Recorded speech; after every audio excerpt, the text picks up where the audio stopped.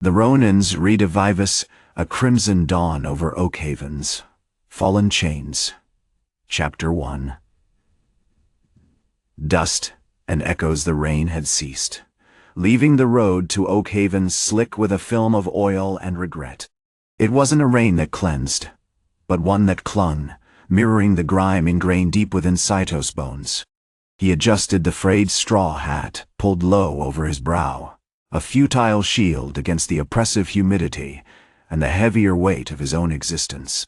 The setting sun bled across the rice paddies like a bruised plum, painting the scene in hues of violet and a sickly orange that reminded him of blood. Saito wasn't a man built for beauty.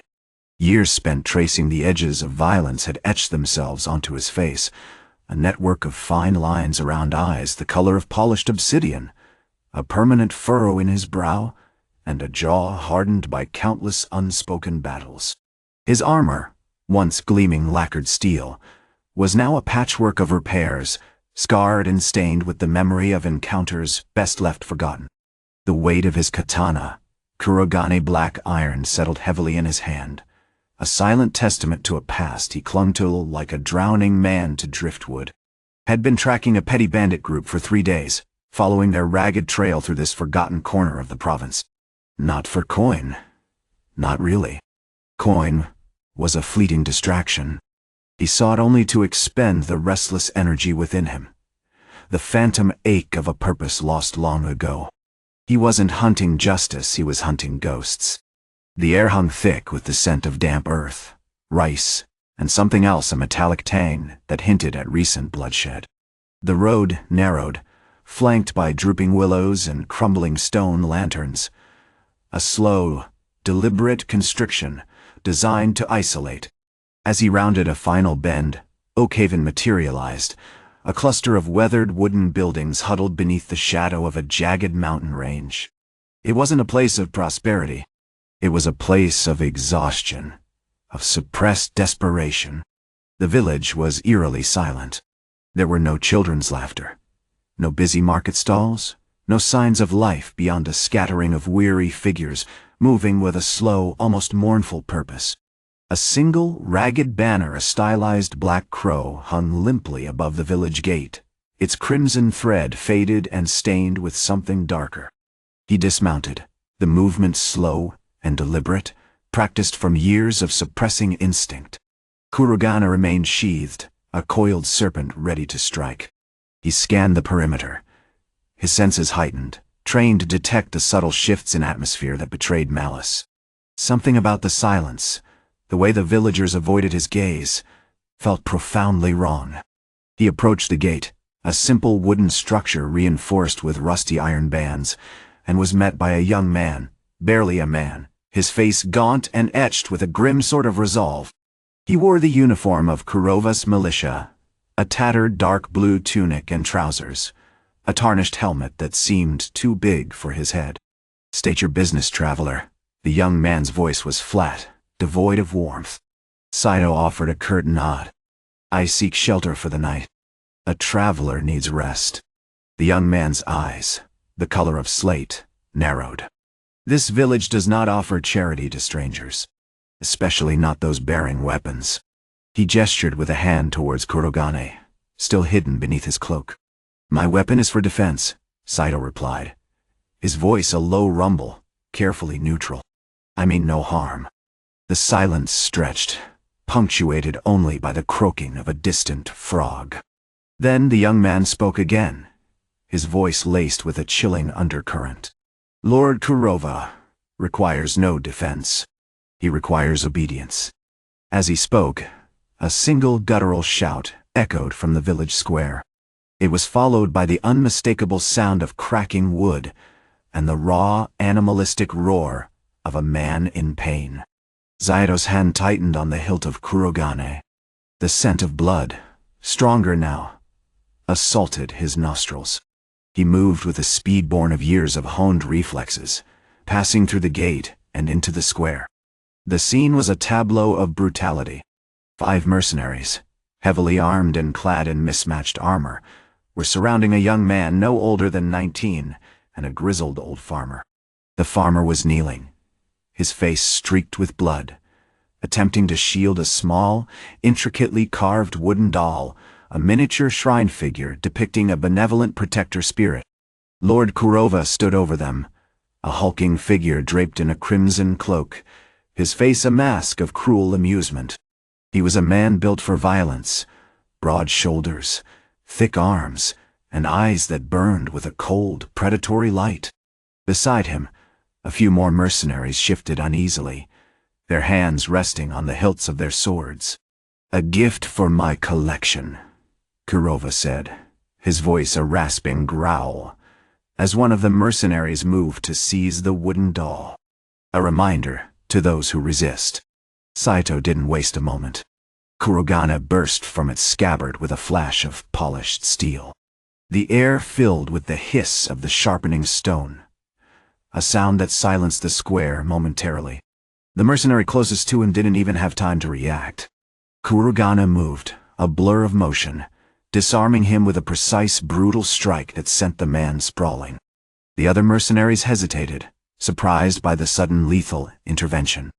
The rain, a ghost of its earlier intensity, began to fall again, washing the blood from the cobblestones, offering a fleeting, inadequate comfort. The crimson dawn was, it seemed, already beginning to stain the horizon. Chapter 2. The Echo of Steel. The rain intensified, a sullen curtain clinging to the slate rooftops of Oakhaven. The mercenaries, a collection of scarred brutes and opportunistic brigands, recovered from their initial surprise, their faces hardening with a grim resolve. Kurova, however, remained unperturbed, a flicker of genuine irritation crossing his features. Saito's intervention hadn't been simply a display of skill. It was a blatant disregard for his authority, a provocation he wasn't prepared to ignore. "Kill him," Kurova commanded, his voice a low rumble that cut through the drumming rain. "And retrieve the trinket." The lead mercenary, a mountain of a man named Boruk, advanced, his gray tax a terrifying presence. It wasn't a finely crafted weapon, but the sheer weight of it, the dull glint of its edge, spoke of brutal efficiency. Boruk moved with a lumbering power, a deliberate, almost comical effort to overwhelm Saito with sheer size. Saito, nimble and precise, danced around him, a silver wraith, each parry a calculated evasion, each strike aimed to disrupt, to weaken. The cobblestones of the square became a battlefield, slick with rain and crimson. Kurogane, Saito's katana, was a language of death, its movement a testament to years of brutal training and honed instinct. He didn't engage in a traditional duel, it was a surgical dismantling, each slash designed to avoid a fatal wound while maximizing the discomfort and fear of his opponent. Boruk swung wildly, his axe whistling through the air, but Saito deflected every blow with terrifying accuracy, using Boruk's momentum against him, forcing the mercenary into clumsy, vulnerable stances. The old farmer, whose name Saito learned was Kenji, huddled closer to his grandson, Hiroki, shielding the wooden shrine with a trembling arm. Hiroki, despite his youth, possessed a surprising stillness, his eyes fixed on Saito with a mixture of awe and desperate hope. He understood the unspoken rules. This man, this Ronin, was their only chance. As Saito continued to harass Boruk, Kurova shifted his attention, drawing his own katana, a blackened blade named Yami, reflecting the approaching dawn in a sinister, oily sheen. "You fight with a strange desperation, Ronin," Kurova sneered, his voice laced with contempt. "A pointless defense of a foolish boy and a worthless idol." Saito didn't respond with words. He didn't need to. His movements were an answer in themselves. He unleashed a flurry of attacks, forcing Kurova to retreat, skillfully avoiding the warlord's heavier, more forceful blows. Kurova relied on raw power, a brutal, almost animalistic style, attempting to overwhelm Saito with sheer force. But Saito was a mirror, reflecting Kurova's aggression back at him, turning his strength into a liability. Suddenly, Boruk broke through Saito's defense, his great axe connecting with Saito's arm, sending a jolt of searing pain through his limb. Blood blossomed on the damp cobblestones, staining Saito's dark kimono. He stumbled back, momentarily stunned, but his face remained impassive. He examined the wound, a grim acknowledgement of his vulnerability. The rain seemed to intensify, mirroring the cold fury building within him. "Impressive," Kurova admitted, a flicker of genuine respect in his eyes. "You possess a certain tenacity. But tenacity alone will not win you a battle." He pressed his attack, relentlessly pounding Saito with his blade, forcing him to retreat towards the edge of the square, towards a crumbling stone wall. Hiroki, emboldened by Saito's resilience, grabbed a heavy rake from a nearby stall, a simple tool, transformed into a weapon of desperate defense. He charged, swinging the rake with surprising ferocity, aiming at Borok's legs. Borok roared in anger, swatting the rake aside with his axe, sending Hiroki sprawling to the ground. Kurova, sensing an opportunity, moved in for the kill. He raised Yami high above his head, the blade gleaming in the nascent dawn. Saito, seeing the impending danger, moved with a speed that defied his exhaustion, launching himself forward in a desperate, angled strike. Kurogane flashed, meeting Yami in a collision of steel that sent sparks showering across the rain-soaked square. The clang of the swords echoed through the village, a sound of brutal beauty, a testament to the deadly dance between honor and violence. Kurova blocked the blow, his face contorted with effort, but Saito's attack had disrupted his rhythm, momentarily thrown off balance. Saito pressed his advantage, executing a swift, low cut aimed at Kurova's exposed flank. Kurova deflected the blow with a grunt of pain, but the cut had drawn blood, staining his crimson cloak. As he pulled back his blade, preparing for another attack, he noticed something. Hiroki, miraculously recovering, had managed to dislodge one of Borok's boots with a well-aimed kick, causing the mercenary to lose his footing. Borok stumbled, his great axe spinning wildly out of control. Saito sized the opportunity. He moved forward with a swift, decisive strike, Kurogane finding its mark with deadly precision. Borok's massive form crumpled to the ground, his great axe clattering against the cobblestones. Silence descended upon the square, broken only by the relentless drumming of the rain and the ragged breaths of the warriors. The crimson dawn, now fully unveiled, cast long, stark shadows, painting the scene in shades of blood and steel. Kurova stood above Borok's corpse, his face a mask of controlled fury, his gaze fixed on Saito, a silent promise of retribution hanging in the air. The crimson dawn clung to Oakhaven like a persistent stain, refusing to wash away the brutal ballet enacted within the square.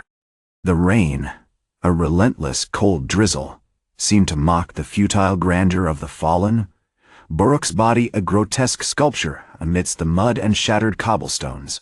Saito remained motionless, Kurogane still poised mid-swing, the katana's polished surface reflecting the bleak light. He wasn't celebrating, not yet. Victory felt hollow, stained with the metallic tang of death, and the heavy weight of another life extinguished. Kurova hadn't spoken, hadn't even shifted. He simply observed, a predator sizing up its prey, his dark eyes the color of a winter sky, radiating an unsettling calm. The mercenaries, a ragged band of 15, milled around their fallen comrade, their faces a mixture of fear and grudging respect. They were men hardened by cruelty, their lives reduced to the brutal rhythm of following a lord's command. But even they understood the quiet, terrifying power radiating from the nameless Ronin. Finally, Kurova moved, not with a roar or a bellow, but with a deliberate, almost glacial grace. He drew his own katana, a massive, blackened blade named Okami the Wolf, and the air thickened with the palpable weight of impending violence. Okami felt ancient, forged in the heart of a volcanic mountain, and rumored to be imbued with the spirit of a vengeful wolf god. It was a weapon of overwhelming presence, a stark contrast to Kurogane's lithe elegance. "You fight with a strange restraint, Ronin," Kurova's voice was low, a rasping whisper that seemed to carry on the wind. A warrior should revel in the kill, savor the moment of triumph. You mourn the fallen. Saito didn't respond, his gaze locked on Kurova's. He didn't see an enemy, not entirely. He saw a reflection of the darkness within himself, the echo of choices made and roads walked. I seek not to savor death, Lord Kurova, Saito said, his voice measured, devoid of emotion, only to prevent it, where possible. Kurova laughed. A short, brittle sound. Sentimentality. A weakness. You believe yourself a protector. A shield for these peasants? You mistake pity for courage. He moved with unnerving speed, Okami a blur of darkness, forcing Saito to parry repeatedly. The clang of the two blades was a deafening symphony of destruction, each strike sending tremors through Saito's arm. The villagers, huddled behind hastily constructed barricades of overturned carts and broken timbers, watched with a mixture of terror and burgeoning hope.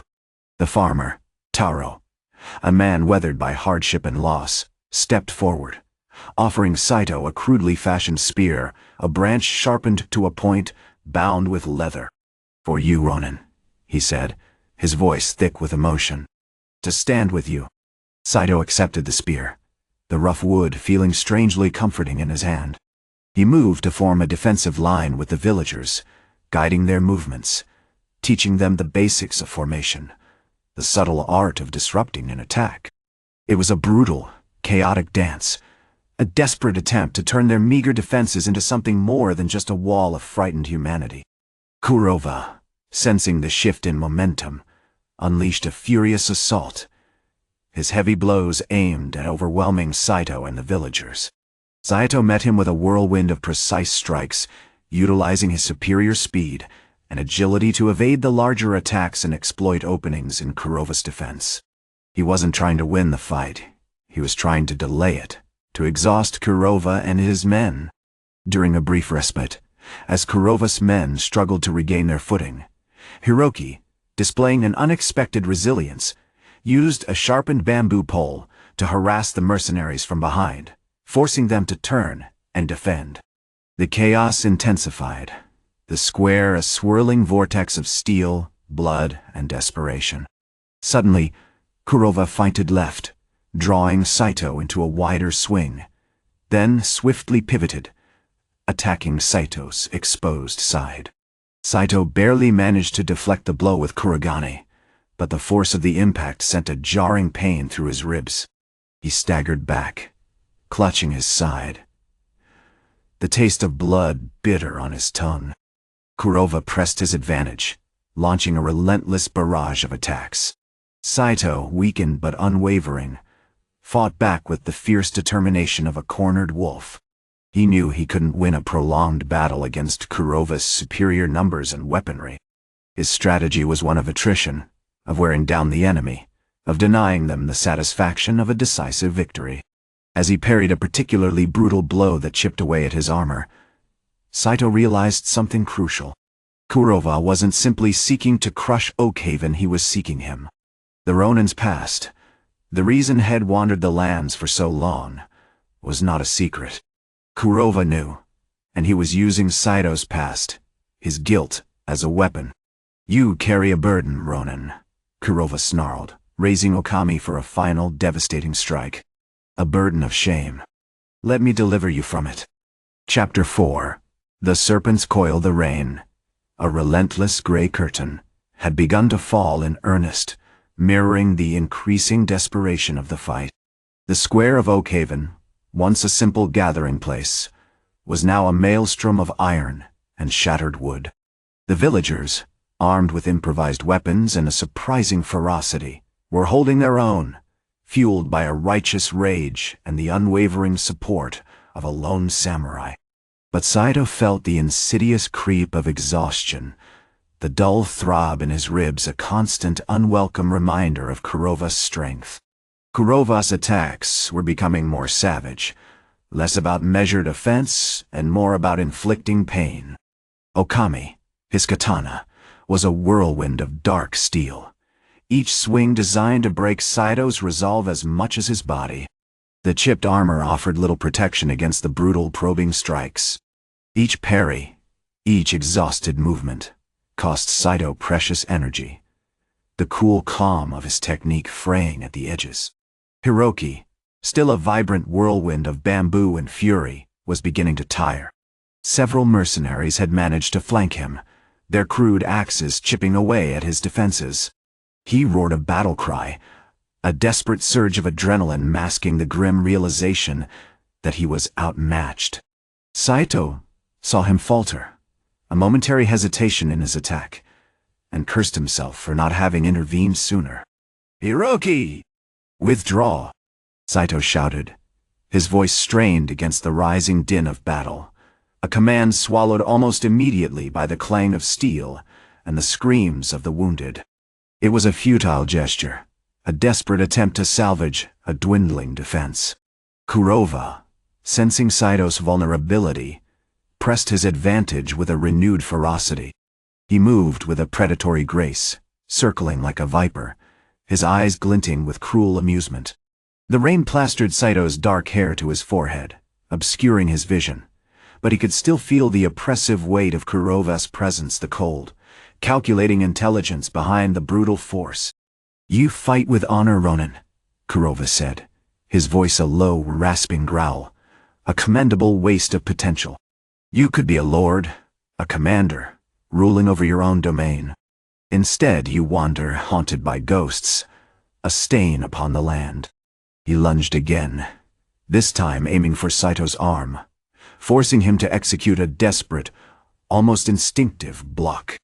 The impact resonated up his arm, a searing burn that brought him to his knees. He tasted blood, thick and metallic, and for a moment, the memory of his past, the betrayal, the loss, the agonizing choices that had driven him to this solitary existence, threatened to overwhelm him. It wasn't the guilt itself, but the raw, visceral understanding of how easily it could be manipulated, that truly paralyzed him. "You think I don't know your story, Ronin?" Kurova's voice cut through the rain, close to Saito's ear. "I know of the fallen clan, the dishonored title. I know of the debt you swore to repay, a debt you can never truly satisfy. You are a broken instrument, playing a tune no one wants to hear. I intend to silence it permanently." He raised Okami high above his head, the polished steel reflecting the stormy sky. "Let me deliver you from your self-imposed torment." Saito pushed himself to his feet, ignoring the pain.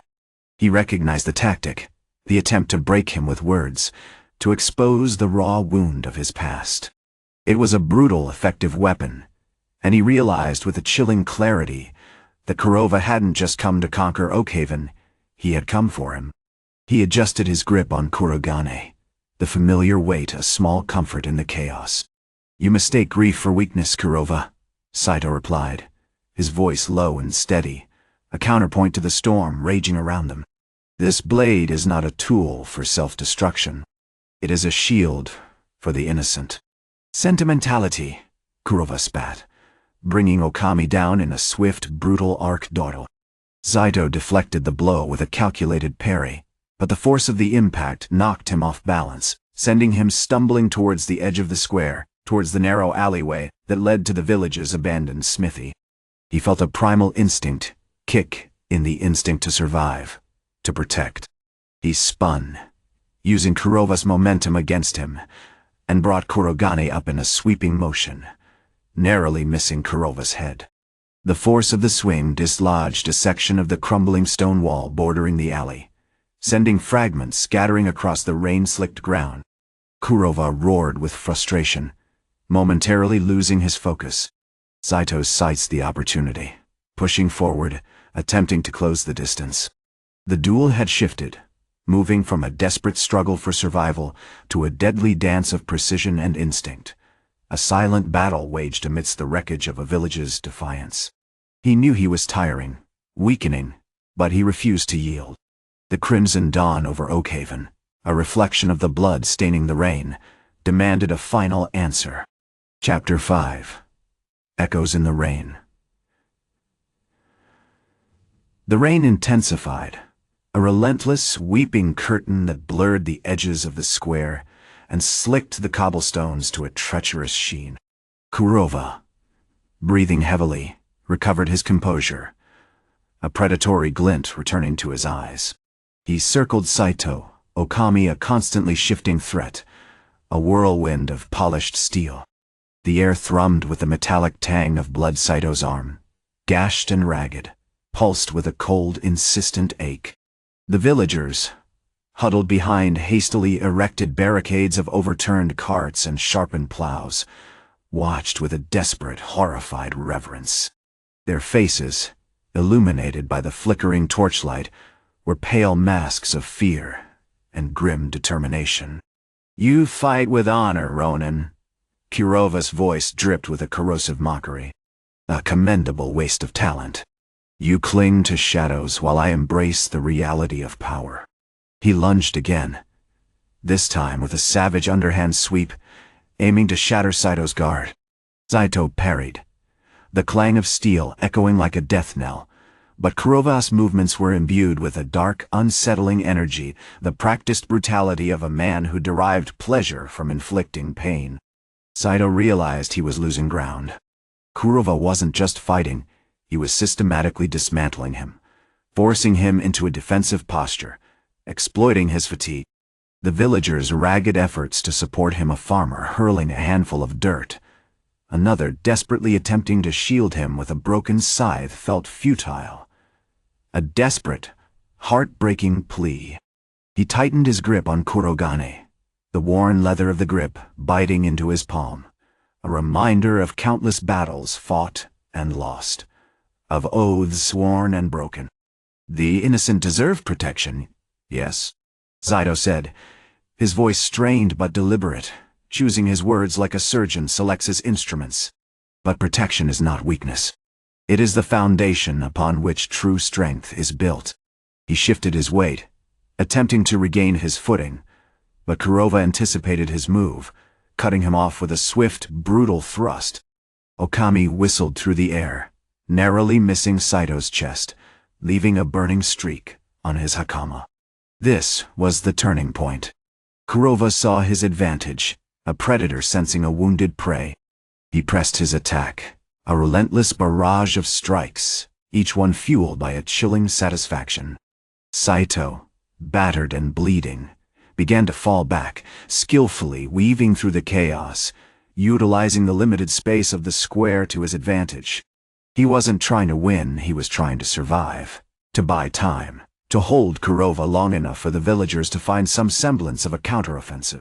Suddenly, a figure emerged from the shadows of the abandoned smithy Kenji, a blacksmith who had initially been too terrified to wield a weapon, but who now, driven by a desperate loyalty to the village and a surprising surge of courage, carried a heavy iron hammer. He charged Kurova with a roaring battle cry, swinging the hammer with surprising force. The blow connected with Kurova's shoulder, sending him staggering backward, momentarily disrupting his rhythm. Saito sights the opening, moving in with a speed born of desperation. He launched a series of rapid strikes, each one aimed at a vulnerable point: the throat, the eyes, the joints. Kurova, momentarily stunned, struggled to defend himself, but Saito's movements were fluid, almost hypnotic, a lethal dance honed by years of relentless training. He disarmed Kurova with a perfectly timed block and a swift, brutal cut, sending Okami clattering across the rain-soaked cobblestones. Kurova roared in fury, drawing a wickedly curved tanto, a short single-edged blade that seemed to drip with malice. The rain intensified, washing away the blood, but not the sense of impending doom. The final moments of the duel were a blur of frantic movement, a desperate struggle for survival. Saito, exhausted and wounded, recognized the danger Kurova was fighting with the savage desperation of a cornered animal. Just as Kurova prepared to deliver a final decisive blow, Saito saw a small, uneven stone jutting from the wall of the square, partially obscured by the rain. He pivoted, using his body as a shield, and hurled himself to the side, narrowly avoiding Kurova's attack. The force of the impact sent him sprawling, tumbling across the rain-slicked ground, landing heavily beside a young boy, no older than 10, who had bravely attempted to assist. Kurova, momentarily thrown off balance, hesitated. He stood there, panting, his face a mask of rage and disbelief. The rain continued to fall, washing away the last vestiges of color from the scene, leaving only shades of gray and crimson. Saito slowly rose to his feet, Kurogane held steady in his hand. His breath came in ragged gasps, his body screaming in protest. But his eyes remained fixed on Kurova, unwavering, filled with a cold, implacable resolve. "You sought to break us, Kurova," Saito said, his voice low, a rumble of steel. "You sought to extinguish the last flicker of defiance. But you underestimated the strength of a wounded heart, and the burning need for a single, just blow." He raised Kurogane. "This is not a weapon of vengeance. It is a reflection of the honor you so carelessly discarded." The crimson dawn, now a bruised purple overhead, cast a long skeletal shadow across the square. The air hung heavy with the scent of rain, blood, and the unspoken weight of countless sacrifices. Saito knew with a chilling certainty that he could end it here in this rain-soaked square, but something held him back. He wasn't seeking a definitive victory, not today. He was laying down a marker, a single definitive act that would echo through Oakhaven, a testament to the enduring power of a shattered code, and a silent warning to any who dared to threaten the innocent. Chapter 6: The Weight of Obsidian. The rain hadn't ceased. It continued its relentless, mournful drumming on the thatched roofs of Oakhaven, each drop a tiny hammer blow against the fragile piece Saito had forged. Kurova lay still, a crimson stain blooming across his worn leather armor, the obsidian sheen of his katana, kitsune, dulled and slick with the rain. He hadn't moved in what felt like an eternity, his breathing shallow, a ragged counterpoint to the steady rhythm of the storm. Saito remained standing over him, Kurogane held aloft, the polished steel reflecting the bruised purple of the dawn like a captured shard of a dying god. The villagers, initially a chaotic surge of panicked faces, had fallen silent, a sea of stunned reverence surrounding the fallen warlord. They weren't cheering, weren't celebrating. They were simply watching. The young boy, Kenji, who had bravely brandished a sharpened hoe, now stood trembling beside Saito, his wide eyes reflecting the unsettling beauty of the scene. Saito offered him a gesture of quiet acknowledgement, a brief, almost imperceptible nod, before sheathing Kurogane. The act was deliberate, a gesture of respect, a recognition of the boy's fragile courage. "He was a predator," Saito said, his voice a low murmur, barely audible above the rain. He didn't turn to address the villagers. His gaze remained fixed on Kurova, a portrait of wasted brutality. Driven by greed, fueled by fear, he built his power on the suffering of others. He began to meticulously clean Kurogane, running the blade along a smooth gray stone, a ritualistic cleansing of the violence.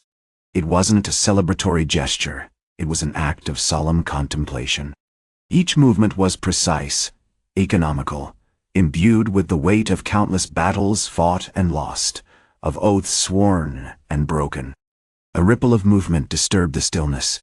Old man Hiroki, the village elder, a man whose face was a roadmap of wrinkles etched by time and hardship, slowly approached.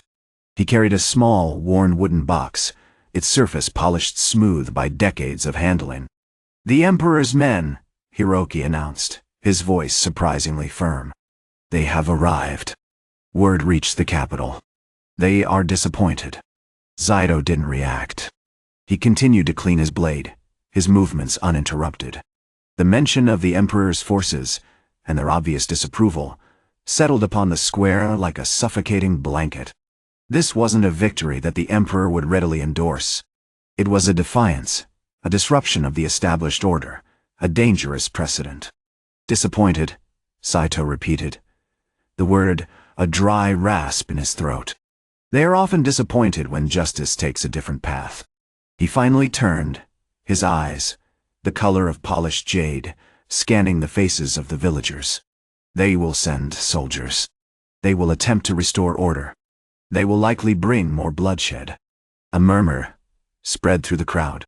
Fear, predictably, was a potent motivator. Saito stepped forward, positioning himself between the villagers and the approaching figures. 6 men, clad in the steel-gray armor of the Imperial Guard, emerged from the edge of the square, their faces grim and impassive.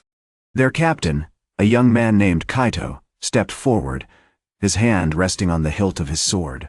Ronin Saito, Kaito announced, his voice clipped and professional. You have interfered in Imperial affairs. You have challenged the authority of the Emperor. You are hereby charged with treason. Saito remained motionless, his stance radiating an almost unnerving calm. He didn't flinch. I have upheld a single, simple truth, he replied, his voice carrying the weight of centuries. That some wounds, once inflicted, can never truly heal. Kaito gestured to his men. Seize him. The soldiers moved forward, their swords drawn, but Saito didn't resist. He didn't attempt to flee. He simply stood his ground, a solitary figure of defiance against the tide of Imperial authority. But before the soldiers could strike, something unexpected happened. Kenji, the boy who had wielded the hoe, stepped forward. He wasn't fighting. He was simply holding up a small, intricately carved wooden bird, a karasu, a symbol of protection and foresight. Stop! Kenji's voice, though small, resonated with an unexpected conviction. He did not kill for pleasure. He killed to control. He has brought peace to Oakhaven. Let him stand. The soldiers hesitated. The villagers watched, holding their breath. Saito, observing this, allowed himself a ghost of a smile. It was a subtle movement, almost imperceptible, but it spoke volumes. It wasn't about control. It was about protecting what was worth protecting. Kaito, after a moment of deliberation, lowered his sword. This situation is complex, he said, his voice laced with uncertainty. The Emperor demands justice. But perhaps justice can be found in understanding. He turned to his men. Withdraw. Observe. Report back. But do not interfere. As the Imperial Guards retreated, disappearing back into the rain, Saito sheathed kurogane. He looked down at Kenji, then at the villagers, a silent acknowledgement of their newfound courage.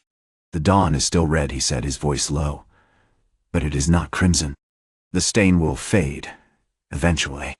But remember this, the smallest flicker of defiance can ignite a fire that burns across an empire. He adjusted his hat, a gesture of farewell, and turned back toward the road, disappearing into the rain, a solitary Ronin carrying the weight of obsidian. A silent promise of protection etched in the heart of Oakhaven. Chapter 7. Ash and echoes. The rain hadn't ceased. It hammered against the thatched roofs of Oakhaven, a relentless percussion mirroring the throbbing in Saito's temples. The air itself smelled of wet earth, mildew, and something else, something metallic and faintly sweet, the scent of spilled blood clinging to the stone walls. The village, though liberated, was draped in a bruised twilight, the memory of Kurova's brutality etched into every shadowed corner. Saito moved with a quiet precision, a wraith among the survivors. He wasn't a man of pronouncements, but of action. He spent the morning assisting the village elder, a stooped man named Hiroki, in tending to the wounded. Hiroki's arm was a mangled mess, the result of a glancing blow from Kurova's lieutenant, a brute named Toru.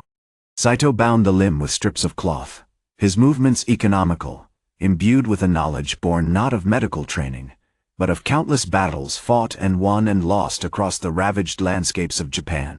The villagers watched him, their faces a mixture of awe and weary gratitude. Kenji, the young man who had initially challenged the guards, lingered, offering silent support.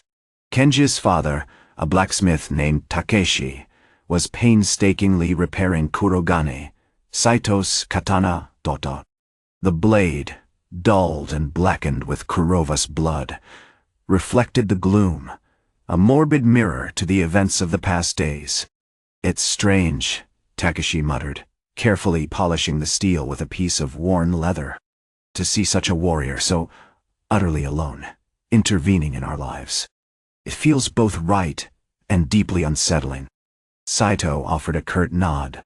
"Right and unsettling are often the same thing," he replied, his voice rough from disuse and the damp air. "Justice doesn't always wear a crown. Sometimes it wears the face of a broken man." As Takeshi worked, Saito patrolled the perimeter of the village, his senses sharpened. The villagers, emboldened by their defiance, had begun to organize a makeshift watch, a gathering of tools for defense, a cautious rebuilding of their lives. But the shadow of Kurova and the fear he had instilled lingered. The forest surrounding Oakhaven held its breath, a silent, watchful predator. A flicker of movement caught Saito's eye. A young boy, no older than 8, was attempting to scavenge amongst the wreckage of Kurova's camp. He carried a small, tarnished locket, a fragment of the girl's mother's belongings, recovered during the fight. As Saito approached, the boy froze, clutching the locket to his chest. "Don't," Saito said, his voice low. "Some things are best left untouched." The boy, wide-eyed with terror, instinctively retreated. Saito knelt, meeting his gaze. "This locket holds a memory. Let it hold it." He noticed something then, a subtle discoloration in the mud beneath the remnants of a hastily built barricade. Fresh tracks. Someone was still watching them. Without a word, he drew Kurogane, the polished steel glinting in the dappled light filtering through the rain. The movement was fluid, practiced, a dance of death honed over years of bloodshed. He moved with the silent grace of a predator, systematically clearing the area. The tracks led to a crude pit, hastily concealed beneath a pile of rotting leaves. Inside he found it Toru, Kurova's lieutenant, hiding, wounded and delirious, a poisoned dart protruding from his arm. Saito dispatched him with brutal efficiency, a single expertly placed strike ending the man's life. He left Toru's body undisturbed, a stark reminder of the price of defiance. As he returned to the village, Kenji approached him, his face grim. "They've sent a messenger," he said, handing Saito a scroll sealed with the crimson crest of the Imperial Guard. "They demand Kurova's surrender. And they demand your immediate arrest." Saito took the scroll, his expression unreadable. He opened it, scanned the elegant calligraphy, and then with a sigh, he folded it neatly and handed it back to Kenji.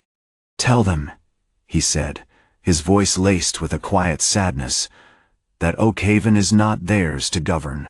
Tell them that the red dawn is not crimson, but that it has begun to stain."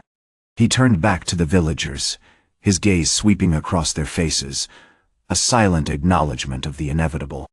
The Emperor's forces were coming, and Saito, the Ronin's Redivivus, knew that his time in Oakhaven was drawing to a close. "Prepare yourselves," he said, his hand resting on the hilt of Kurogane. The shadows lengthen. The dance begins anew. Chapter 8. Crimson on the horizon, the rain began subtly, a persistent drizzle that clung to the thatched roofs of Oakhaven and slicked the dirt roads. It mirrored the growing dread that settled over the village, a cold, damp blanket woven with the whispers of approaching doom. The villagers, initially emboldened by their defiance, now moved with a subdued urgency, reinforcing barricades of stacked timbers and sharpening the crude spears they'd fashioned. The air, thick with the scent of damp earth and wood smoke, held the metallic tang of anticipation, a scent Saito knew all too well. Kenji, a young farmer with eyes that held the haunted quality of those who'd seen too much death, brought Saito a charcoal tablet and ink. Head had been meticulously copying the message from the Imperial Guard, rendering the stern, bureaucratic script with a reverent Saito found unsettling. The crimson crest, a snarling dragon, seemed to pulse with a malevolent energy. "They offer a choice, Saito-san," Kenji said, his voice barely audible above the drumming rain. "Surrender Kurova, and they will spare Oakhaven. They'll offer reparations, a small garrison to maintain order, a semblance of protection." Saito stared at the tablet, the strokes of the calligraphy a hypnotic rhythm. The offer was a gilded cage, a palatable poison. It promised survival, but at the cost of their spirit, their agency, their very existence as a community forged in defiance. "Tell them," he said, his voice a low rumble, "that we appreciate the offer. Tell them we have considered it. And tell them that we will choose our own fate." He paused, a flicker of something unreadable in his dark eyes. "Tell them that the dragon's scales are not for holding, but for shattering." He handed the tablet back to Kenji, who, with a swift, respectful bow, carried the message out into the rain. Saito turned back to the villagers, his presence a solid anchor in the rising tide of panic. He saw the fear in their eyes, the resignation etched onto their faces, but he also saw a stubborn ember of resistance, nurtured by his brief, brutal intervention. "There will be no surrender," he stated, his hand resting on the worn leather of Kurogane. The blade seemed to hum faintly, vibrating with a low, contained energy. "We will meet them with the same fury they have shown us. We will show them that a village armed with nothing but courage and steel can still challenge an empire." The villagers responded with a surge of nervous energy, their fear momentarily overridden by a primal sense of solidarity. Old Man Ito, a wiry farmer who had once been a warrior in his youth, stepped forward, hefting a hand-carved spear. "Then let us fight, Saito-san. Let us show them the heart of a wolf." Saito acknowledged Ito's fervor with a curt nod. He knew that appealing to their warrior spirit was a necessary tactic, a way to channel their fear into a weapon. But he also knew it was a dangerous game. A desperate, uncoordinated attack against a well-equipped Imperial garrison would be a massacre. As the rain intensified, a distant rumble broke through the downpour, the unmistakable sound of approaching cavalry. The sight of the Imperial Guard, their armor gleaming under the bruised sky, their banners bearing the Emperor's crest, filled the villagers with a final, desperate wave of terror. They were not facing a local warlord, they were confronting the embodiment of the Emperor's absolute authority. "They are coming with numbers," Saito observed, his voice devoid of emotion. "They will attempt to break our spirit before they break our defenses." He adjusted Kurogane, the blade catching the last slivers of light. "Then let us remind them what it means to be broken." Suddenly a young boy, no older than 10, rushed forward, clutching a small, intricately carved wooden bird. "Saito-san. They've sent a final message. A single word." Kenji hurried back, breathless, clutching a small scroll. Saito recognized the Imperial crest immediately. He unrolled it and read the single, chilling word, written in the same stark calligraphy: loyalty. He folded the scroll with a deliberate motion, a gesture of finality. He looked at the villagers, his eyes conveying a profound sadness. "Loyalty," he said, his voice a cold whisper that carried on the rain. "They seek loyalty, but we offer only defiance. This is not a plea for allegiance. It is a declaration of war." He raised Kurogane, the crimson blade reflecting the approaching storm. The shadows lengthened, embracing the village, and as the first armored figures crested the hill, Saito moved. Not with a desperate charge, but with the measured grace of a predator settling into its kill.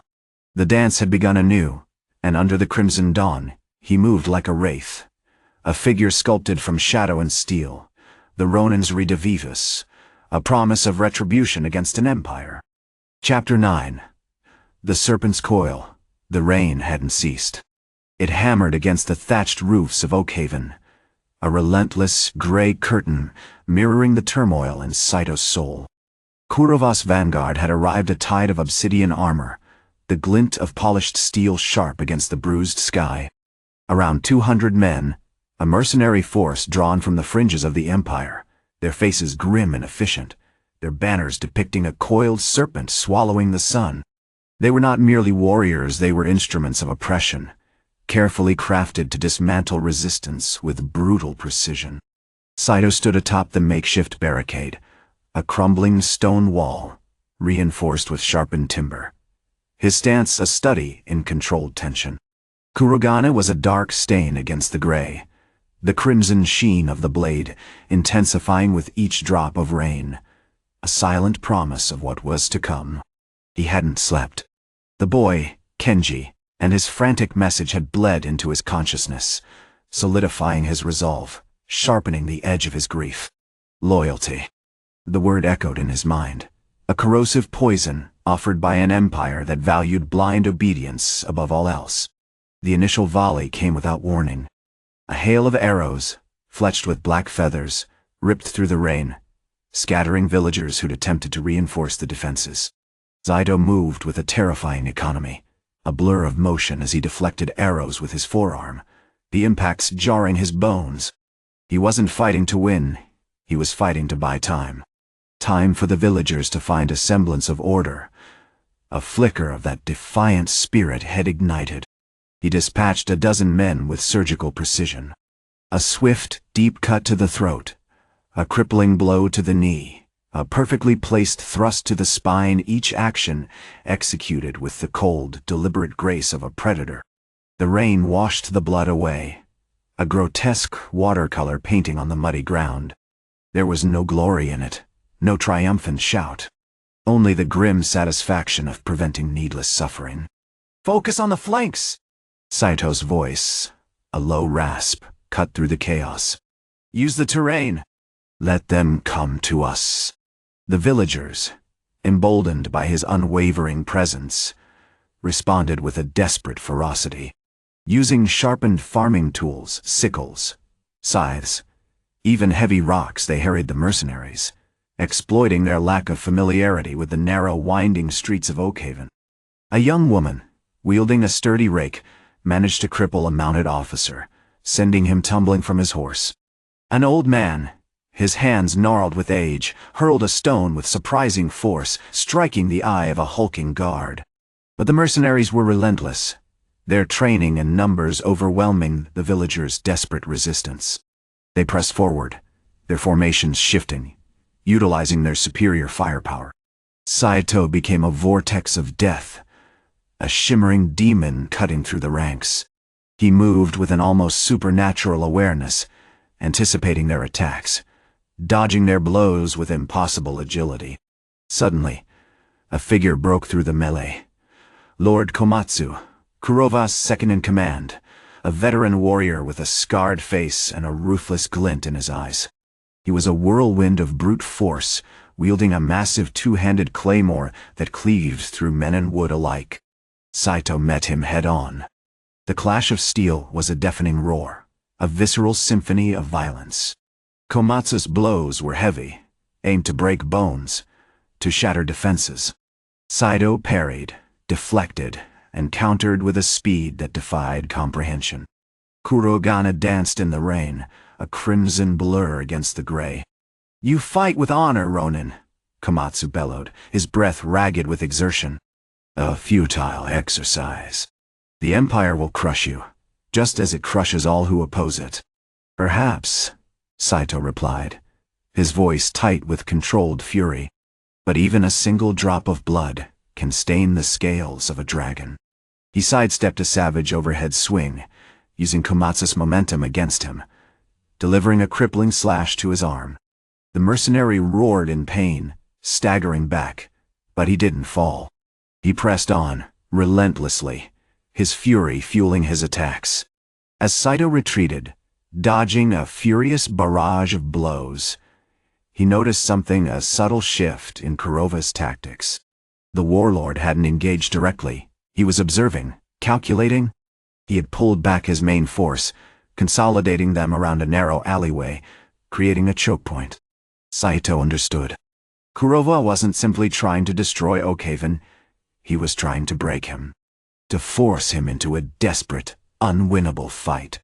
He adjusted his stance, drawing Kurogane once more. The crimson blade gleamed in the fading light, reflecting the serpent coiled around the darkening sky. "Let us see if your loyalty extends to your master's ambition," Saito said, his voice a low, deadly murmur. "The serpent's coil will find its end here." Chapter 10. Serpent's coil. The rain intensified. A relentless gray curtain that plastered Saito's hakama to his legs and blurred the edges of Oakhaven's desolation. The alleyway pulsed with the rhythmic thud of boots and the metallic tang of blood, a small contained hell carved into the heart of the village. Kurova, a man sculpted from granite and cruelty, moved with a chilling, deliberate precision, his scarred face impassive, his eyes burning with a cold, predatory intelligence. He was a fox amongst wounded rabbits, and Saito, a hunter born of sorrow, was beginning to savor the chase. Komatsu, his arms slick with crimson, continued to press the attack, a whirlwind of rusty steel and raw fury. Each blow was a testament to his years as a mercenary, a brutal, desperate dance honed by countless battles.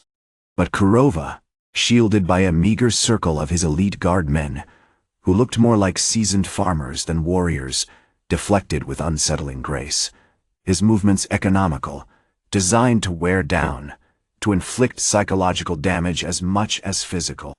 Saito recognized the strategy. Kurova wasn't interested in a prolonged, destructive conflict. He aimed for a surgical removal, a silencing of the resistance before it could truly take root. He was a surgeon with a rusty blade, excising the infected tissue with ruthless efficiency. "You are a shadow, Ronin," Kurova growled, his voice roughened by sweat and exertion, a whisper of defiance in the face of oblivion. "You cannot win. You will be broken." Saito didn't respond, allowing Komatsu's aggression to continue, letting the mercenary exhaust himself against the walls of the alley. The crimson rain plastered Komatsu's beard to his face, streaking the grime and blood into a grotesque parody of a storm. Saito's movements were a counterpoint deliberate, each cut precise and purposeful. He wasn't aiming to kill, not yet.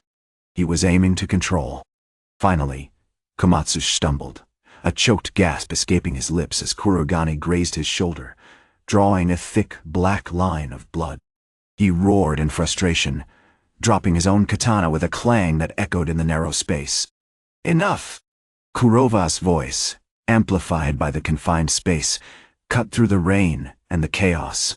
Two of his men, clad in blackened leather and bearing polished, brutal blades, advanced, flanking Saito. He intercepted them with a flurry of precise strikes, disabling one with a swift, debilitating slash to the knee, sending him sprawling onto the muddy ground. The second, a hulking brute with a face scarred like a ravaged landscape, swung a massive axe. Saito met the blow with a parry that sent a jarring vibration through his arm. He used the force of the axe to spin, delivering a brutal chop to the brute's exposed ribs. The man doubled over, his breath coming in ragged gasps, clutching at the searing pain.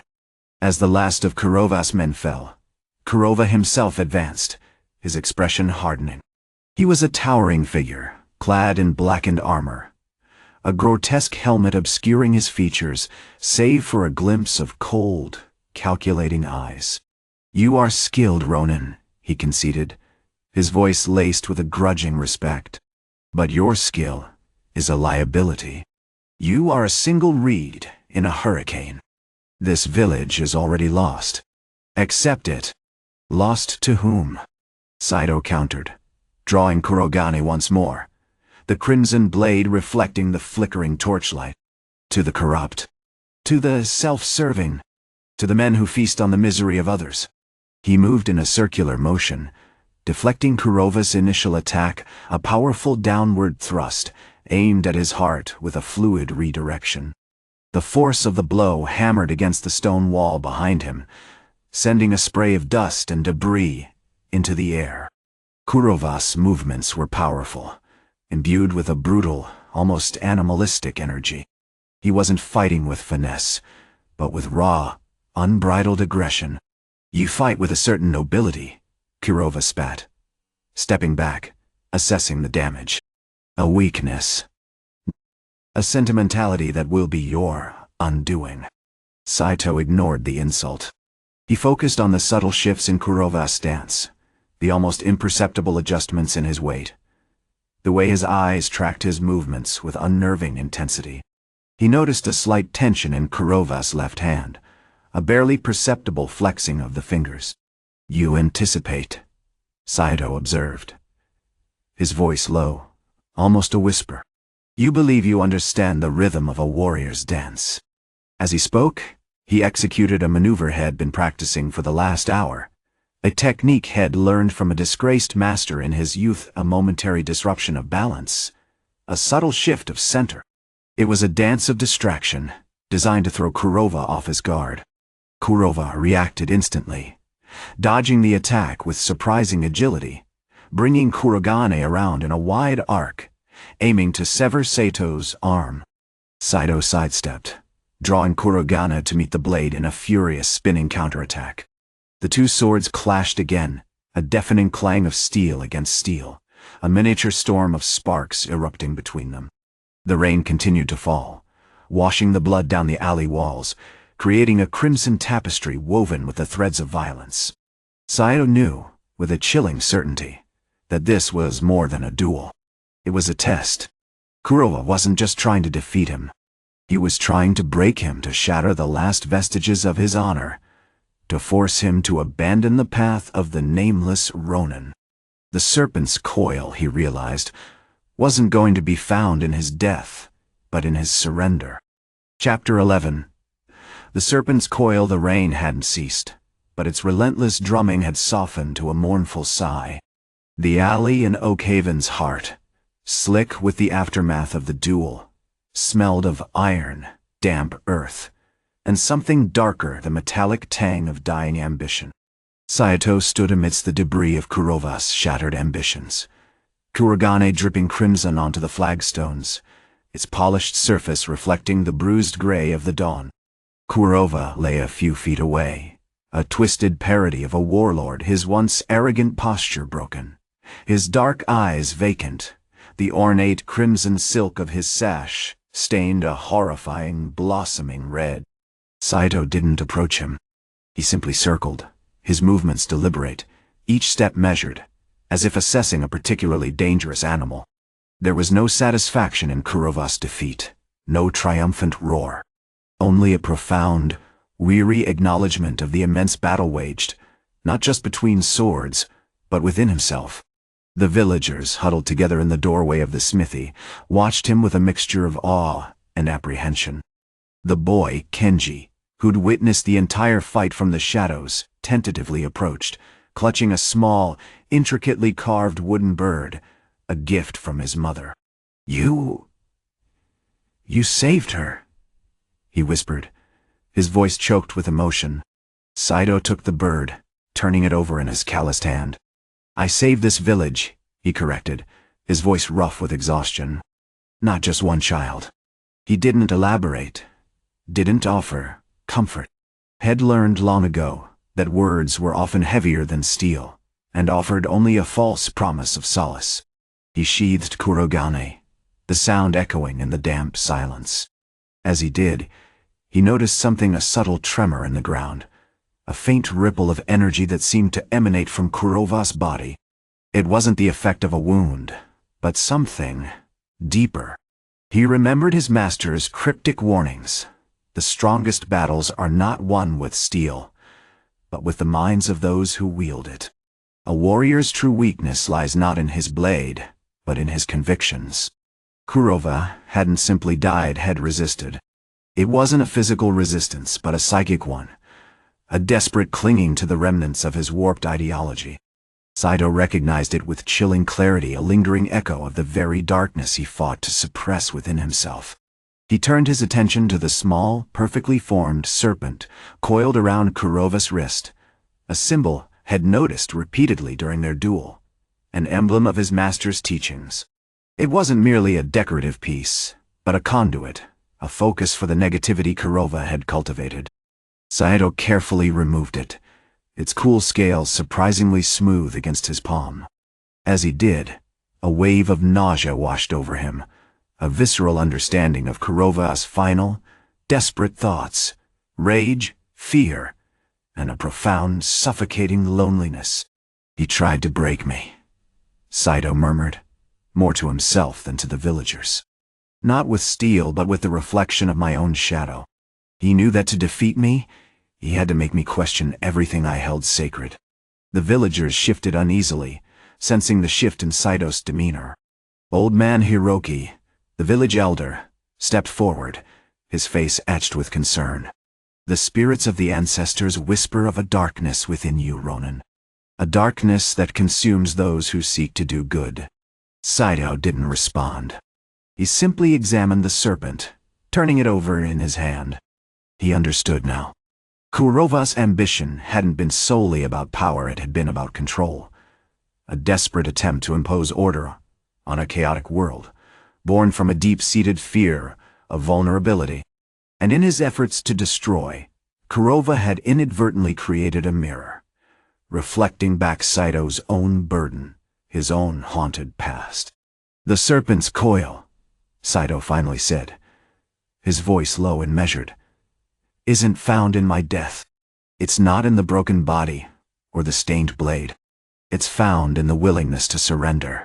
It's in the acceptance of your own darkness, and the seductive comfort of letting it consume you." He crushed the serpent in his hand, its scales shattering into a fine dust. The residual energy dissipated, leaving behind only the scent of rain and iron. He looked at the villagers, their faces pale and drawn in the gray light. "There is no glory in this," he said, his gaze unwavering. "Only duty. And the constant, wearying burden of choosing what is right, even when it is not easy." With a sigh, Saito adjusted his straw hat, the dampness clinging to it like a shroud. He picked up Kurogane, its crimson stain still vibrant against the steel. He knew his work here was done. He turned and walked back out into the rain, not towards a home, not towards honor, but towards the endless, solitary expanse of the road, a lone figure swallowed by the mist, carrying the weight of 1,000 broken souls, a crimson dawn perpetually clinging to the edge of his blade. Chapter 12. The Echo of Rain. The rain hadn't ceased. It fell with the relentless persistence of a forgotten sorrow, each drop a tiny hammer against the slate roofs of Oakhaven, a constant, mournful percussion. Saito moved with the practiced grace of a shadow, his kimono the color of bruised twilight, blending seamlessly with the gathering gloom. He didn't linger, didn't offer a final word of comfort to the villagers, though they watched him with a quiet reverence that bordered on fear. He simply walked. The morning light, fractured and weak, cast long, distorted shadows from the skeletal branches of the ancient oaks that ringed the village, a fitting metaphor for the devastation Kurova had wrought. The air still smelled of blood and burnt straw, a sickening sweetness carried on the damp breeze. The villagers, weary but resolute, began the arduous task of clearing the debris, their movements slow and deliberate, a somber ritual of remembrance. Saito had no need of their gratitude. Gratitude was a weight he refused to carry. He moved towards the edge of the village, the path winding downhill, leading towards the stagnant, brackish waters of the Serpent River, a name whispered with superstitious dread by the villagers. It was here, beneath the gnarled roots of a particularly ancient oak, that he stopped.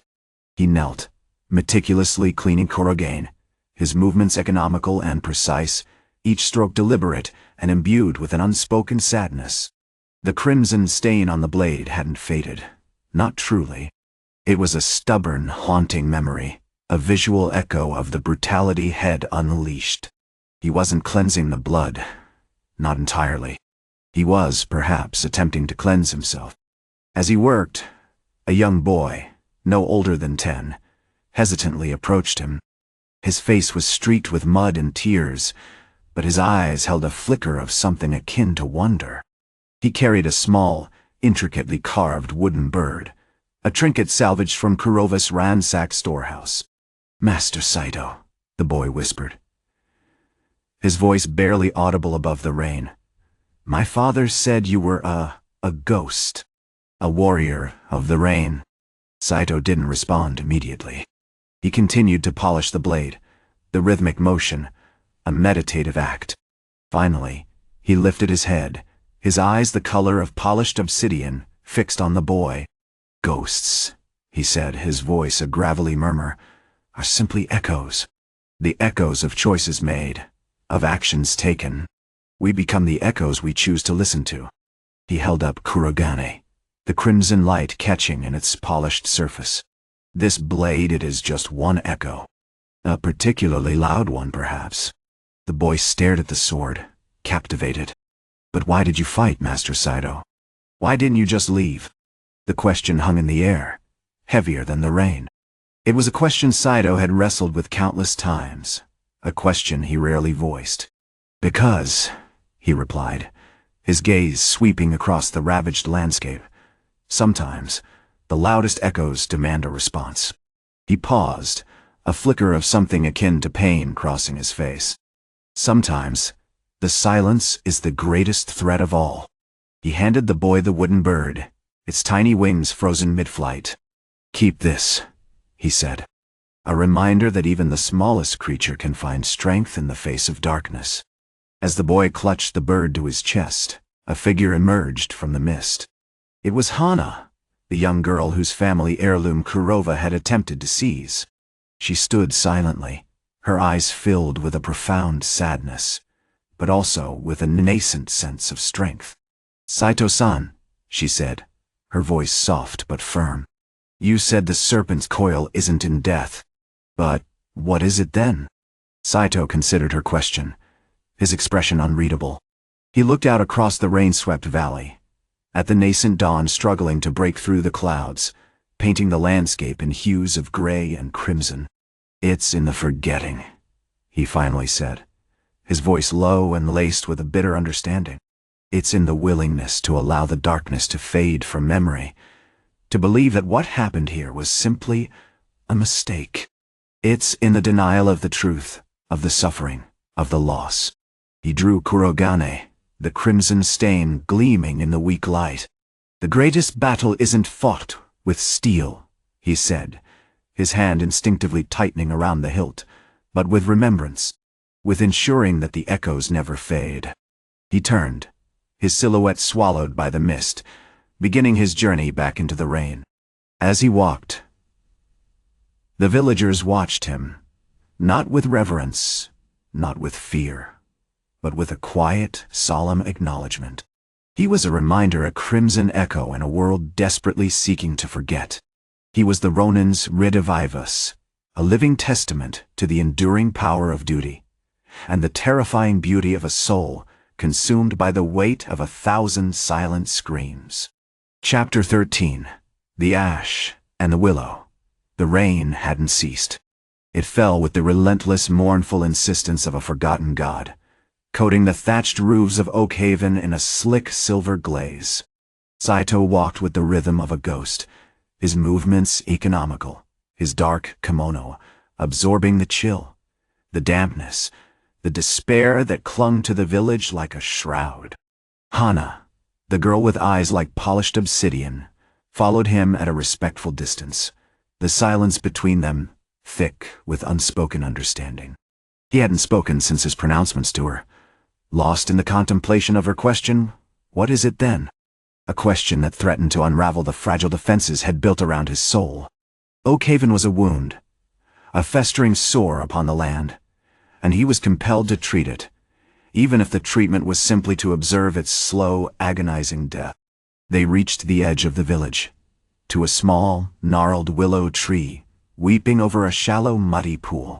It was here, beneath its mournful branches, that Kurova's men had dragged the old man, Kenji, the village blacksmith, after Head dared to resist. Kenji's fate remained a chilling tableau, a single, perfectly placed arrow through the heart, a testament to Kurova's brutal efficiency. Saito knelt, his movements slow, deliberate, not out of respect, but out of a need to acknowledge the utter waste of life. He examined the small patch of disturbed earth. The damp soil stained a sickening brown. Kurogane, his crimson katana, rested in its scabbard, a silent, predatory presence. He didn't touch it. Touching it was acknowledging the darkness he carried, the darkness that had driven him to this forsaken corner of the world. Hana approached him, her small hand reaching out to brush a stray droplet of rain from his sleeve. The contact was brief, almost hesitant. "Saito-san," she whispered, her voice catching in the damp air. "They say a blacksmith's soul is forged in fire. Kenji-san's fire is gone." He didn't answer, simply nodded, his gaze fixed on the water in the pool, reflecting the bruised gray sky. He saw not just the rain, but the reflection of his own weariness, the ghost of a smile he hadn't worn in decades, the burden of a past he could never fully escape. "The villagers," Hana continued, a slight tremor in her voice. "They whisper about a legend. A samurai who came to Oakhaven generations ago, fighting against a similar darkness. They call him Kaede no Yami, the shadow of the maple." Saito's head snapped up. The legend was a fabrication, a desperate attempt by the villagers to find some glimmer of hope in their despair. But the name, Kaede no Yami, resonated with a strange familiarity. Had heard it spoken in the ruins of his former life, a phantom echo in the corridors of his memory. "Legends are born from shadows," he said, his voice a low rasp. "They are useful only in the moments when the light has abandoned you." He rose, his joints protesting with a subtle stiffness. The villagers had offered him rice and a rough-hewn bed for the night, but had declined. He needed nothing, wanted nothing, except the rain to wash away the lingering scent of death and the weight of their gratitude. As he turned to leave, he saw a young boy, no older than 8, watching him from the shadows. The boy's eyes were wide with a mixture of fear and fascination. Saito paused, his hand instinctively going to the worn leather of his hat. "You have a good eye, child," he said, his voice surprisingly gentle. "Do not mistake my actions for glory. I seek only to restore balance, to push back the encroaching darkness. But balance, like a blade, can be used to both create and destroy." He turned away, resuming his walk, the boy trailing after him. He noticed a small, intricately carved wooden sparrow lying on the ground near the willow tree. It was a child's toy, discarded in the chaos. He picked it up, turning it over in his hand. A shard of memory, sharp and painful, surfaced a small boy, laughing, holding a similar sparrow. A boy had failed to protect. "The ash settles on everything," he murmured, his voice lost in the drumming rain. "It covers the fields, the homes, the memories. But even ash can nourish new growth." He looked at Hana, who was watching him with an intensity that startled him. "You asked me what the serpent's coil isn't in death," he said, his gaze piercing. "It is not the cessation of existence. It is the potential for rebirth. But rebirth demands a reckoning." With that, he turned and continued his solitary journey, disappearing into the gathering gloom, leaving Hana standing beneath the weeping willow, the rain washing over her, the legend of Kaede no Yami, a shadow clinging to the heart of a broken village. The crimson stain of Kurogane was gone from his sight, but it remained, a phantom imprint on his soul, a constant reminder of the price of remembrance. Chapter 14. Echoes of Crimson. The rain hadn't ceased. It fell with a relentless, mournful insistence, slicking the cobblestones of Oakhaven's deserted marketplace and turning the already saturated earth into a mirror, reflecting the bruised, gray sky. Saito moved through the village like a ghost, a silhouette against the weeping willow that had become a silent witness to his brief, brutal intervention. The air hung thick with the scent of wet stone, damp wood, and something else, something acrid and faintly metallic, a lingering ghost of the carnage. He found Hana by the well, her dark hair plastered to her cheeks, a single, unblinking tear tracing a path through the grime. She hadn't moved since his final unsettling pronouncements. He approached her slowly, the rhythmic clinking of his katana a subtle, almost mournful percussion in the downpour. "You seem troubled, child," he said, his voice low, roughened by the rain and countless nights spent under the stars. He offered her a small, wrapped piece of dried fish. A meager offering gleaned from a deserted stall. She accepted it with a hesitant nod, her eyes never leaving him. "You spoke of the serpent's coil," she said, her voice barely audible above the rain's drone. "Of rebirth and reckoning." Saito didn't answer immediately. He simply knelt beside her, the worn leather of his hakama damp against the cold stone. "The serpent coils around the heart of things, yes. Destruction always breeds the possibility of renewal. But renewal is not always joyous, child. It is often stained with the sorrow of what was lost." He gestured with his katana, the blade catching the weak light and flashing momentarily. "This village aid is reborn, in a sense. But the roots of corruption remain. They fester beneath the surface, waiting for another storm." He watched her, studying the subtle shifts in her expression, the tightening of her jaw, the flicker of fear in her eyes. He sensed a deep sadness within her, a quiet, consuming grief that resonated with the hollowness within himself. "You seek to understand the nature of death," he continued, his gaze fixed on the swirling rainwater cascading down the well. "But death is not an ending. It is a transformation, a return to the source. The true tragedy is not the falling, but the failure to understand the reasons for the fall." He rose, his movements fluid and economical. "The villagers offer you gratitude. They seek to build a life here, a future free from Kurova's tyranny. But gratitude is a fragile thing, easily shattered. True peace is not given, it is earned. And earning it requires vigilance, a constant awareness of the shadows." He began to pace, the sound of his footsteps, a steady rhythm against the relentless rain. "Tell me, child, what do you truly fear?" Hana hesitated, then whispered, "Not Kurova. He is a brute, easily defeated. I fear silence, the silence after the storm, the silence when the memories fade, and the truth is forgotten." Saito stopped, his hand instinctively resting on the hilt of his katana. "Precisely," he said, his voice edged with a chilling certainty. "The greatest weapon against a tyrant is not steel, but remembrance. The ability to hold on to the truth, even when it is ugly, even when it demands a painful reckoning." He turned, his gaze sweeping over the ruined marketplace, the overturned stalls, the splintered wood, the remnants of Kurova's militia scattered amongst the debris. A single crimson flower, crushed beneath a discarded helmet, lay bleeding in the mud. He paused, a flicker of something of profound, almost unbearable sorrow crossing his face.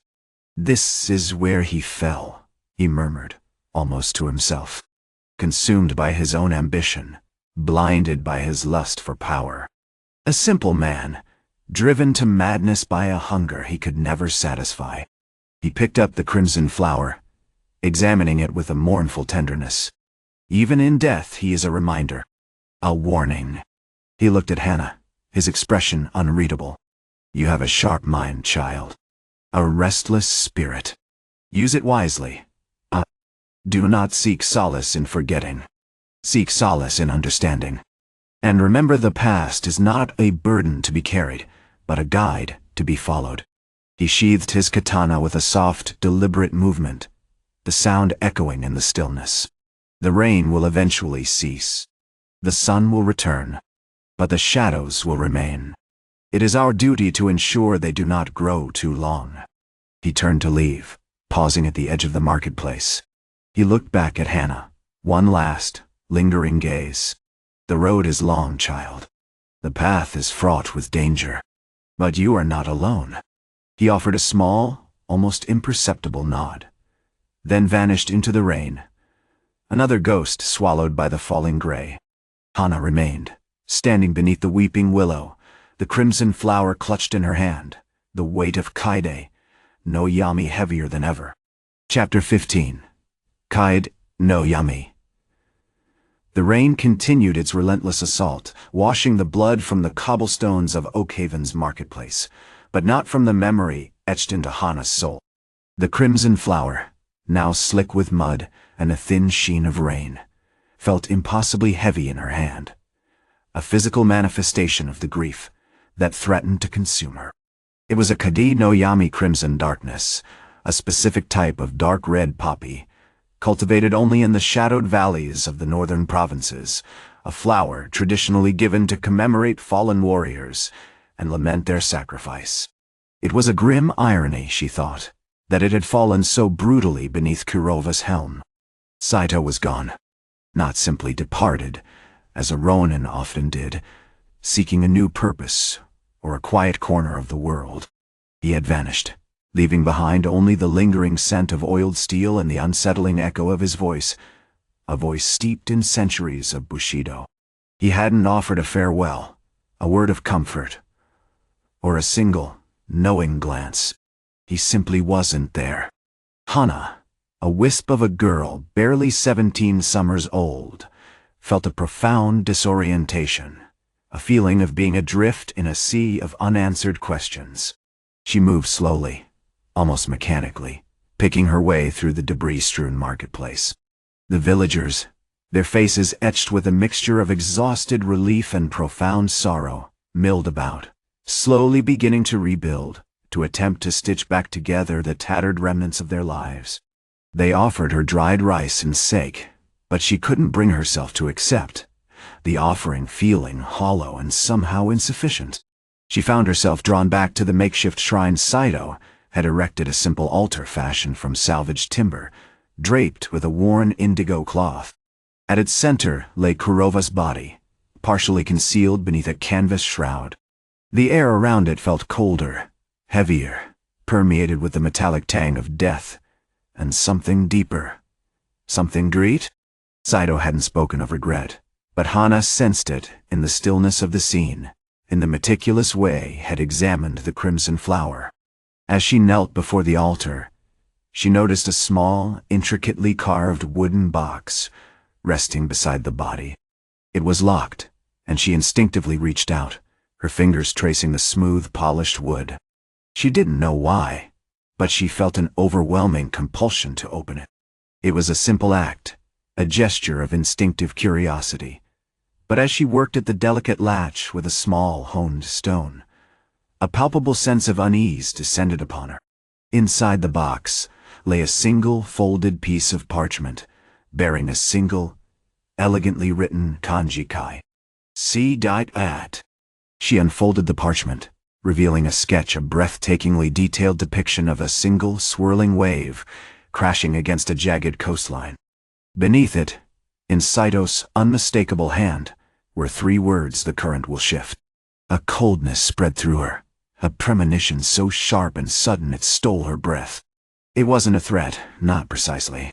But it was a warning, a suggestion of an inevitable change, a swirling vortex pulling him away. She understood, instinctively, that this wasn't a farewell, but a direction, a call to action. Suddenly, a gruff voice broke through her reverie. "Child? What are you doing?" It was Kenji, the village blacksmith, a man renowned for his stoicism and his skill with a hammer. He regarded her with a weary, assessing gaze. "I was observing," she replied, her voice barely a whisper. "Observing what?" he asked, his brow furrowed. She hesitated, unsure how to articulate the turbulent emotions swirling within her. "The sea," she finally said, holding up the parchment. "Saito left this." Kenji took the parchment, studying it with a thoughtful expression. Saito was a strange one, he admitted, his voice unusually soft. He didn't seem to belong here, yet he stayed. He was a shadow, a reminder of things we'd long forgotten. He paused, glancing towards the rain-swept marketplace. He understood, I think, that even after the storm, the wounds remain. That the true battle isn't against a single warlord, but against the darkness within ourselves. Hana looked up at him, a flicker of understanding passing between them. The crimson flower, still clutched in her hand, felt less like a symbol of grief and more like a seed of purpose planted in the fertile ground of her despair. "The current will shift," she repeated, the words resonating with a newfound weight. "What does it mean?" Kenji looked out at the rain, his gaze distant. "It means," he said, his voice low and grave, "that Saito's path is not ours. His journey ends here, but yours begins." He offered a small, almost imperceptible nod. "And perhaps, child, your path will lead you to the sea."